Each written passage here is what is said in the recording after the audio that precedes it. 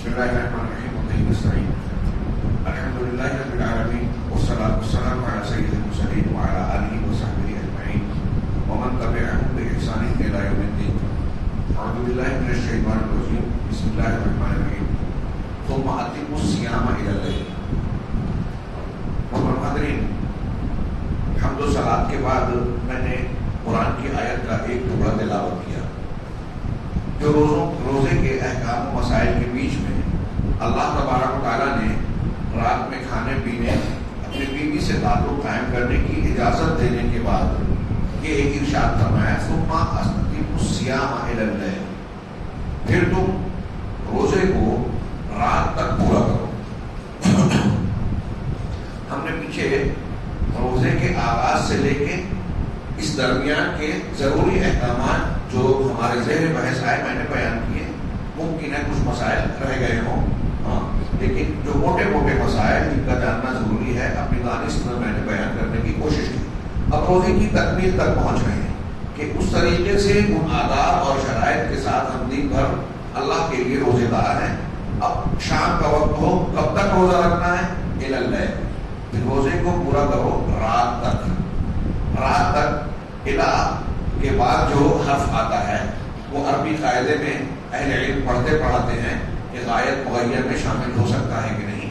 مختصر اور سادے انداز میں یہ کہیں کہ یہاں رات تک کا مطلب یہ ہے کہ اس وقت تک جب رات شروع ہو جائے۔ اس کا یہ مطلب نہیں کہ رات کا کچھ حصہ گزر جائے، جیسا کہ ہمارے یہاں روافظ اور بعض باطنی فرقے اس پر عمل پیرا ہیں اور اہل کتاب کی طرح وہ رات کا مطلب یہ سمجھتے ہیں کہ جب اندھیرا چھا جائے، تارے نظر آنے لگے، اس وقت تو روزہ افطار کیا جائے گا۔ نہیں، بلکہ رات کی شروعات تک۔ یہاں ہمارے سامنے کچھ روایتیں ہیں۔ اللہ کے رسول حضرت سہل بن سعد رضی اللہ تعالیٰ عنہ سے روایت ہے کہ رسول اللہ صلی اللہ علیہ وسلم نے فرمایا لا یزال الناس بخیر ما عجلوا الفطر، کہ لوگ خیر میں ہوں گے، بھلائی میں ہوں گے اس وقت تک جب تک افطار میں جلدی کریں گے۔ افطار میں جلدی کا مطلب کیا؟ سورج ڈوبنے سے پہلے نہیں، جیسے ہی یہ بات متحقق ہو جائے کہ سورج ڈوب گیا ہے تو سورج ڈوب جانے کے بعد بلا کسی دیری کیے، بغیر کسی تاخیر کے جلد از جلد روزہ افطار کر لینا۔ اس سے مراد یہی ہے کہ غروب شب، صلاۃ مغرب سے پہلے سورج کے ڈوب جانے کا معاملہ پکا معلوم ہو جائے ہمیں پختگی سے کہ سورج ڈوب چکا ہے، فوراً افطار کر لیا جائے۔ نبی کریم صلی اللہ علیہ وسلم کے متعلق حضرت عبداللہ بن عوف رضی اللہ عنہ کہتے ہیں کہ ہم ایک مرتبہ ایک جگہ سفر میں تھے، روزے سے تھے، تو شام کو ہی سورج ڈوبا۔ آپ نے ایک شخص سے کہا کہ آؤ ہمارے لیے فوراً ستو بولو، تو اس نے کہا کہ ابھی تو شام ہونا باقی ہے، رات ہونا باقی ہے۔ آپ نے کہا تم ستو بولو، اس نے پھر وہی کہا، تیسری مرتبہ کہا، آپ نے پھر اس کو تاکید سے کہا ہمارے لیے ستو بولو۔ اب اس کے بعد اس شخص نے ستو بولا، آپ نے پھر فوراً اسے روزہ افطار کر لیا، اور پھر اس کے بعد کہا کہ اذا اقبل اللیل من ہاہنا، جب اس جانب سے یعنی مغرب کی طرف اشارہ کیا، ادھر سورج ڈوبتا ہے، کہ جب اس طرف سے رات شروع ہو جائے، رات آ جائے تو تم روزہ افطار کر لو۔ یعنی رات کی شروعات کہاں سے ہوتی ہے؟ جہاں سے سورج ڈوبتا ہے۔ سورج کا غروب ہوا اور رات کی شروعات ہو گئی، یہ ہوا وقت افطار۔ اللہ کے رسول صلی اللہ علیہ وسلم فرمایا کہ میری قوم کے لوگ، امت کے لوگ اس وقت تک خیر میں رہیں گے جب تک جلدی کریں گے۔ بظاہر کتنی معمولی سی بات ہے، اور امت کی خیریت بھلائی کا معاملہ اس سے جوڑ کر بیان کیا نبی کریم صلی اللہ علیہ وسلم نے۔ اس سے ایک بات یہ بھی معلوم ہوتی ہے کہ شریعت کی کسی بات کو ہمیں حقیر اور چھوٹا نہیں سمجھنا چاہیے۔ تھوڑی دیر کے لیے ایک عام آدمی سوچ سکتا ہے کہ میں افطار میں 5 منٹ آگے پیچھے کرتا ہوں تو کون سی بڑی مصیبت آتی ہے، کون سی بڑی بات ہوئی ہے؟ جی ہاں، بہت بڑی مصیبت آئی ہے۔ اللہ کے رسول صلی اللہ علیہ وسلم نے کہا کہ پوری امت خیر میں اس وقت تک رہے گی جب تک افطار میں جلدی کرے گی۔ حکمتیں، مصلحتیں کیا ہیں، یہ ابھی بات کی بات ہے، ہم جانے یا نہ جانے۔ نبی صلی اللہ علیہ وسلم نے کہا ہے تو ایک مومن کا یقین ہونا چاہیے کہ وہ بات غلط ہو ہی نہیں سکتی۔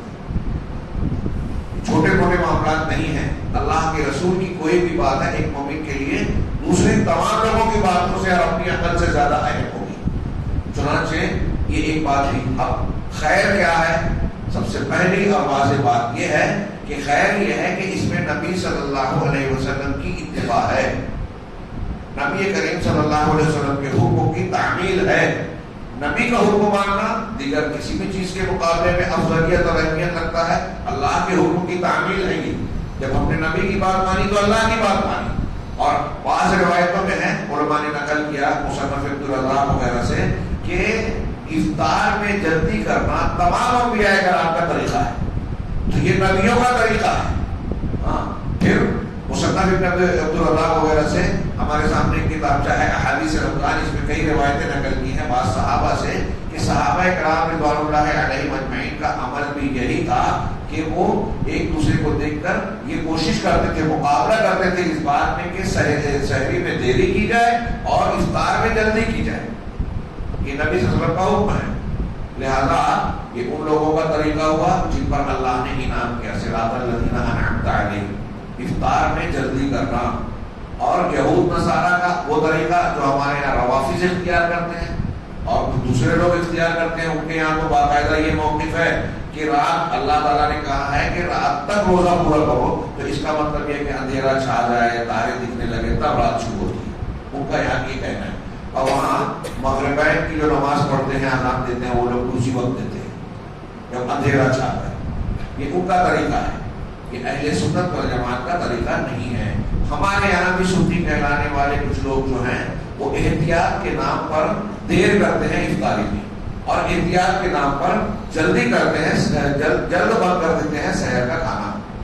آپ دیکھ رہے ہیں ہمارے یہاں مساجد میں، بعض مساجد میں اعلان ہوتے ہیں، اگر آپ نیٹ کا زمانہ ہے، یہ نیٹ کا زمانہ ہے، ہاں، ایک عام آدمی بٹن دباتا ہے اور اوور ورلڈ ایگزیکٹ باتیں معلوم پڑ جاتی ہیں کہ سورج کب کہاں ڈوب رہا ہے، کب کہاں نکل رہا ہے، طلوع ہو رہا ہے، صبح صادق کب ہو رہی ہے اور کب نہیں ہو رہی ہے۔ نبی صلی اللہ علیہ وسلم کے زمانے میں یہ کہا گیا جلدی کرو، آج کے زمانے میں گھڑی ہے، نیٹ ہے، ہاں، بالکل واضح انداز میں وقت کا معلوم کر کے لوگ جو ہے چارٹ بنا لیتے ہیں۔ اس کے باوجود میری سمجھ میں نہیں آتا کہ احتیاط کے نام پر 2 منٹ 5 منٹ پہلے سحری کا اعلان کر دینا کہ وقت ختم ہو چکا ہے، پھر اس کے بعد افطار کا وقت ہو جانے کے بعد ایگزیکٹ وقت ہو چکا ہے کہ افطار کا وقت ہو گیا، اذان مغرب کا وقت ہو گیا، ڈوب چکا ہے سورج، ہمارے پاس بالکل پختہ چیزیں موجود ہیں آج کے زمانے میں، اس کے بعد یہ اعلان کرنا یا چارٹ بنانا جس میں 2 منٹ بعد کا ٹائم ہوتا ہے مغرب کی نماز کے لیے، یہ سراسر زیادتی ہے۔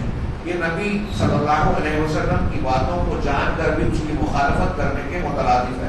ہمارے یہاں آج کل لوگ بڑے شکوہ شکایت کر رہے ہیں، کل ایک میسج آیا، اس میں بڑی طنز اور تعریف کی گئی ہے کہ مولوی لوگ یہی کہیں گے مسلمانوں پہ اتنی تکلیف مصیبت آ رہی ہے، یہ یہی کہیں گے کہ ہماری غلطی ہے، یہ یہی کہیں گے کہ صبر کرو۔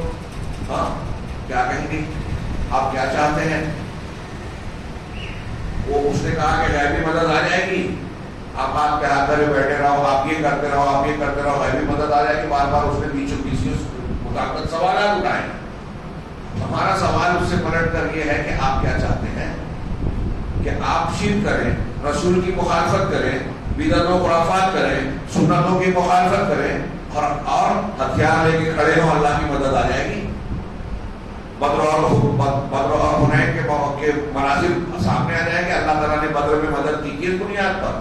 صرف اس لیے کہ اللہ کے رسول ہتھیار لے کے چلے گئے، فوج لے کے چلے گئے اور کچھ نہیں کیا۔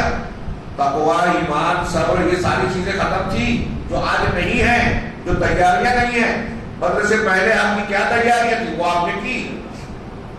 یہ جذباتی باتیں، جوشیلی باتیں ہمارے یہاں کرنے والے بہت ہیں جو بے بنیاد اور سطحی انداز میں گفتگو کرتے ہیں۔ یہ جو بنیادیں ہیں اللہ کے رسول صلی اللہ علیہ وسلم کے فرامین ہیں، آپ اس کو نظر انداز کر دیتے ہو۔ یہ ایک بات ہے، ایسی کتنی ہے۔ اس سے پہلے ہم دروس میں پڑھے ہیں کہ اللہ تعالیٰ نے قرآن میں کہا کہ جو رسول کے حکم کی مخالفت کرتا ہے اسے فتنے سے ڈرنا چاہیے، اور اس بات سے ڈرنا چاہیے کہ دردناک عذاب آ جائے گا۔ فتنے کی ایک تشریح علماء نے یہ کی کہ دنیا کا عذاب آئے گا۔ رسول کی سنتوں کی مخالفت آپ کرتے جائیں اور یہ امید رکھیں کہ آپ کو اللہ تعالیٰ مدد کرے گا، آپ کی معاونت کرے گا، اور پھر جوشیلی جذباتی بلا وجہ کی باتیں کریں۔ اتنی طاقت اور جرأت تو آپ کے اندر ہے نہیں کہ سنت پر عمل کرو۔ مسلک کا اختلاف ہے تو سر جھکا لیتے ہیں کہ اگر ہم نے یہ سنت پر عمل کیا تو لوگ ہمیں یہ کہیں گے۔ تو جن کو اتنی جرأت نہیں ہے وہ دوسروں سے ٹکرانے کی بات کرتے ہیں، سمجھ میں نہیں آتی بات۔ تو سارا معاملہ ہمارا بگڑا ہوا ہے۔ شریعت کو ماننے کا مزاج ہی نہیں ہے، کوئی اپنا معمول بدلنا نہیں چاہتا، کوئی جھنجھٹ میں پڑنا نہیں چاہتا، قرآن اور حدیث پر عمل کرنے میں ان کے نزدیک جھنجھٹ ہے، مخالفت ہے۔ دنیا کے معاملے میں آپ جھنجھٹ لے لیں گے، اپنے گھر کے بارے میں بنانے کے سلسلے میں، اپنے ذاتی معاملے میں جھگڑا کر لیں گے، دین کے لیے ہمیں جھنجھٹ میں نہیں پڑنا چاہتے۔ کتنا الٹا معاملہ ہے، تو ہم اللہ تعالیٰ کا معاملہ بھی ہمارے ساتھ الٹ ہو گیا ہے۔ تو بہرحال اللہ کے رسول صلی اللہ علیہ وسلم فرمایا کہ جب تک لوگ افطار میں جلدی کریں گے، خیر میں رہیں گے، تو ایک خیر تو یہ ہے کہ اتباع رسول ہے، صحابہ اور اچھے لوگوں کی سنت پر چلنا ہے۔ دوسرا خیر یہ ہے کہ اس میں اللہ کی طرف سے رخصت اور آسانی ہے۔ آپ جلدی افطار کر رہے ہیں تو یہ آسانی اور رخصت کی بات ہے، اور دین میں تشدد اور شدت کی مخالفت ہے۔ اللہ تبارک و تعالیٰ نے اور رسول اللہ صلی اللہ علیہ وسلم نے متعدد مقامات پر دین میں غلو کرنے سے، دین میں تشدد اختیار کرنے سے منع کیا۔ تشددوا علی انفسکم، اپنے آپ پر تشدد نہ کرو۔ ہاں، اگر تم تشدد کرو گے تو تم غالب نہیں آؤ گے، خود مغلوب ہو جاؤ گے۔ اللہ کا دین تو ویسا کا ویسا ہی رہے گا۔ تو تشدد کے بھی خلاف ہے۔ ایسے آپ غور کرتے جائیں تو نبی صلی اللہ علیہ وسلم اور شریعت کے جو بھی احکامات ہیں اس میں ہمارے لیے آسانیاں بھی ہیں، اور ان آسانیوں کے ساتھ جب ہم اتباع کریں گے، اتباع نبی کا طریقہ اختیار کریں گے، تو سراپا خیر اور برکت ہمارے لیے ہوگی۔ اسی سے جڑا ہوا دیکھیے افطار میں جلدی کرنا اور سحر میں تاخیر کرنا، سحری کے مسائل ہم بیان کر چکے ہیں، لیکن وہاں شاید یہ بات رہ گئی تھی کہ آخر وقت تک، وہی جب صوفی دھاگا کالے دھاگے سے الگ ہو جائے والی آیت اور پھر اس کی تشریح گزر چکی، آخر سے آخر وقت تک جو سحر کا ہوتا ہے وہاں تک سحر کرنا چاہیے۔ یہاں تک کہ روایات سے بالکل صاف ثابت ہے، صحابہ کے عمل سے بھی، حدیثوں سے بھی، کہ اگر کوئی شخص سحر کھا رہا ہے، کھانا باقی ہے اور اذان ہونے لگی، وہاں اعلان نہیں ہوتا تھا، اذان ہوتا تھا۔ اللہ کے رسول صلی اللہ علیہ وسلم کے زمانے میں 2 اذانیں ہوتی تھیں۔ آخر وقت میں جب سحر کھانے کا وقت ہوتا تو ایک اذان، ایک عبداللہ بن مکتوم دیتے، ایک بلال دیتے، حضرت بلال رضی اللہ عنہ، تو دونوں کی اذانیں ہوتی ہیں۔ آپ نے کہا کہ جب ان کی اذان ہو تو تم کھانا روکو مت، کھانا شروع کرو، یا کھانے کا وقت ہوا، اور جب ان کی اذان ہو تو تم کھانا روک دو، یعنی کون سی؟ تو فجر کی اذان ہوتی تھی۔ چنانچہ اللہ کے نبی صلی اللہ علیہ وسلم سے یہ بھی ثابت ہے کہ اب فجر کی اذان ہونے لگی، ایک آدمی کھانا کھا رہا ہے، پانی پی رہا ہے، تو اب اذان شروع بھی فوراً روک نہیں دے۔ اتنا ہارڈ فاسٹ معاملہ نہیں ہے، بلکہ اللہ کے رسول نے فرمایا کہ اگر کوئی کھانا کھا رہا ہے، ہاں لقمے کھا رہا ہے، کچھ باقی ہے، اب اذان ہونے لگی تو اپنی حاجت سے اپنے آپ کو نہ روکے، پوری کر لے، اچھے سے، وہ کھانا باقی ہے کھا لے، پانی پی لے، کوئی حرج نہیں ہے، روزہ انشاءاللہ صحیح ہوگا۔ یہ صاف روایتوں میں موجود ہے۔ اب اس میں بھی اتنی شدت، اتنا کڑا پن کہ 2-4 منٹ پہلے ہی لوگ چھوڑ دیتے ہیں، اور پھر نہ جانے اور بھی کیا کیا مسائل اس سے جوڑتے ہیں کہ اگر ایسا ہو گیا تو روزہ نہیں ہوگا، ویسا ہو گیا تو روزہ نہیں ہوگا۔ یہاں کچھ غلط فہمی کی بنیاد پہ اگر کچھ ہو جاتا ہے تو وہاں معاملہ الگ ہے۔ اگر کسی نے سورج ڈوب گیا، اس غلط فہمی میں روزہ کھول لیا، اکثر اہل علم کا یہ کہنا ہے کہ اس کا روزہ نہیں بگڑے گا۔ ہاں، اس نے 2-4 روزہ افطار کر لیا، لیکن اب پتہ چلا کہ نہیں ابھی تو سورج ڈوبا نہیں ہے، میں نے سمجھا کہ سورج ڈوب گیا، تو ایسا شخص پھر سے اپنے آپ کو روک لے گا اور اس کا روزہ صحیح مانا جائے گا، اس کو اس حکم میں مانا جائے گا جو ہم نے پیچھے ایک حدیث پڑھی کہ بھول کر جس نے کھا پی لیا تو اس کا روزہ کچھ نہیں خراب ہوگا بلکہ وہ پورا کر لے۔ تو ایسے ہی غلطی سے اگر کوئی شخص روزہ کھول لیا اور پھر پتہ چلا، اپنے آپ کو روک لیا کہ ابھی سورج ڈوبا نہیں ہے، اور پھر سورج ڈوب جانے پر پھر سے کھانا شروع کیا، تو اس کو قضا کرنے کی ضرورت نہیں ہے۔ اللہ کے رسول صلی اللہ علیہ وسلم سے یہ حدیث ثابت ہے کہ رفع عن امتی الخطأ والنسیان وما استکرہوا علیہ، میری امت سے یہ چیزیں اٹھا لی گئی ہے جو بھول چوک سے ہو جائے، بھول سے، چوک سے، اور اس پر ان پر زبردستی کی جائے، مجبور کیا جائے۔ زبردستی اور مجبوری میں اگر کوئی کچھ کر رہا ہے، مجبوری کیا ہوتی ہے یہ ایک الگ چیز ہے۔ ہاں، ہمارے یہاں کچھ لوگ ہیں دکان چل رہے، مکان چل رہے، بولتے مجبوری ہے بینک سے قرضہ لے کے کٹ لینا ہے۔ آپ کا کاروبار چل رہا ہے تو مجبور کہاں ہے؟ مجبور اسے کہیں گے جو بھوک سے مارنے لگا، کوئی راستہ ہی نظر آ رہا ہے، اور ایسی شکلیں جب انسان کے لیے کوئی راہ نہ ہو۔ خیر، تو یہ مسئلہ جلدی کا ہوا۔ اسی سے جوڑ کے افطار سے متعلق 2 مسئلے اختصار سے آج ہی کے درس میں بیان کر دیں کہ افطار جب کرنا ہے تو کس چیز پر کرنا ہے۔ نبی کریم صلی اللہ علیہ وسلم سے روایت ہے حضرت سلمان بن عامر کی کہ اذا افطر احدکم فلیفطر علی تمر، فإن لم يجد فليفطر على ما فإنه طهور. یہ رواہ الخمسہ، ابو داؤد، ترمذی، ابن ماجہ، احمد، ان حدیث کی کتابوں میں یہ روایت ہے کہ اللہ کے رسول نے فرمایا جب تم میں سے کوئی شخص افطار کرے تو کھجور پر افطار کرے، اگر کھجور نہ پائے تو پانی پر. ہمارے ہندوستان میں عوام میں یہ مشہور ہے کہ پانی بھی نہ ملے تو نمک سے. یہ حدیث میں کہیں نہیں ہے، نمک سے افطار کرنے والی کوئی بات نہیں ہے. ابھی جو روایت میں نے عبداللہ بن رفع پڑھی اس میں کہا کہ ستو سے آپ نے وہ بظاہر ایسا معلوم ہوتا ہے کہ روزہ افطار کیا. ہاں تو کھجور سے افطار کیا جائے یا پھر جو ہے پانی سے. اہل علم نے آج کے سائنسی زمانے میں ہر چیز کو سائنس سے لوگ تحقیق کرتے ہیں تو یہ بھی بتایا کہ ایک پورا دن بھوکا رہنے کے بعد جب ہمارا معدہ خالی ہو گیا ہے تو اس کے بعد کھجور جیسی چیز کا کھانا، میٹھی چیز کا کھانا صحت کے اعتبار سے زیادہ فائدہ مند ہے. ہاں ظاہر سی بات ہے جو چیز نبی صلی اللہ علیہ وسلم کا طریقہ ہو اس میں ہمارے لیے فائدہ ہی ہوگا، ہمیں پتہ ہو یا نہ ہو. تو یہ طریقہ ہے. آپ کے بارے میں خود حضرت انس کی بھی ایک روایت ہے، وہ کہتے ہیں کہ کان رسول اللہ صلی اللہ علیہ وسلم یفطر علی رطبات، کہ اللہ کے رسول صلی اللہ علیہ وسلم رطب قدر کھجوروں سے جو ہے افطار کیا کرتے تھے قبل ان یصلی، نماز پڑھنے سے پہلے. فإن لم تكن رطبات فعلى تمرات، اگر رطب کھجوریں نہیں ہوتی تو تمرات، یہاں مراد سوکھی کھجوریں، چھہارا جس کو ہم کہتے ہیں وہ بھی سمجھ سکتے ہیں، تو عام کھجور سے بھی کرتے. فإن لم تكن، اگر وہ بھی نہیں ہوتی تو حسوات الماء، تو پانی کے چند چلو لب لے کر آپ اس کے ذریعے سے چند چلو کی مقدار کا پانی لے کر آپ اس سے افطار کرتے. یہ بھی سنن ابو داؤد کی روایت ہے. تو یہ افطار کس چیز سے کیا جائے یہ اس کا ذکر ہو گیا. معاملہ یا یہ مسئلہ اختتام تک پہنچانے کے لیے یہ بھی بیان کیا جائے کہ ہم نے اس سے پہلے دعا کا مسئلہ پڑھا کہ افطار پورے روزے کی حالت میں دعا کی قبولیت کی امید ہوتی ہے، اور خاص طور سے افطار سے پہلے. افطار کرنے کے لیے کیا دعا کی جائے، افطار کرنے کے لیے کیا دعا کی جائے، تو اس سلسلے میں صحیح بات یہ ہے کہ بسم اللہ کیا جائے. اور جو روایت ثابت ہے ذهب الظمأ وابتلت العروق وثبت الاجر انشاءاللہ. آج کل ہمارے یہاں کارڈ پہ چھاپ کر کہتے ہیں، اس کے ترجمے کی بنیاد پہ کہتے ہیں کہ روزہ افطار کرنے کے بعد یہ پڑھی جائے کہ ذهب الظمأ، پیاس بجھ گئی، وابتلت العروق، رگیں تر ہو گئی، وثبت الاجر انشاءاللہ، اور اجر انشاءاللہ ثابت ہو گیا. تو یہ لوگ کہتے ہیں، لیکن عرب علماء اسے بیان کرتے ہیں تو یہ کہتے ہیں کہ افطار کے وقت یہ دعا بھی پڑھی جا سکتی ہے. عبداللہ ابن عمر رضی اللہ تعالیٰ عنہ سے ایک ہے کہ اللہم انی اسألک برحمتک، اس طرح کے الفاظ ہیں، آگے ایک دو جملے اور ہیں. میرے خیال سے اگر چھاپنا ہے تو وہ چھاپنا چاہیے. یہ دعا جو ہمارے یہاں مشہور ہے اللہم انی لک صمت وعلی رزقک افطرت، یہ جو روایت تو ہے لیکن اس میں کسی بھی طریق میں یہ ذوف سے خالی نہیں ہے. یہ روایت ضعیف ہے، اس لیے عام طور سے اسے قابل حجت نہیں مانا جاتا. بعض علماء حسن کہہ کے اس کی اجازت دیتے ہیں. ہاں تو بہرحال اس میں ذوف ہے، اسی لیے ہمارے یہاں اکثر کہتے ہیں کہ بسم اللہ کہہ کے افطار کر لینا چاہیے، اور پڑھنا ہے تو یہ ذهب الظمأ وابتلت العروق پڑھا جائے.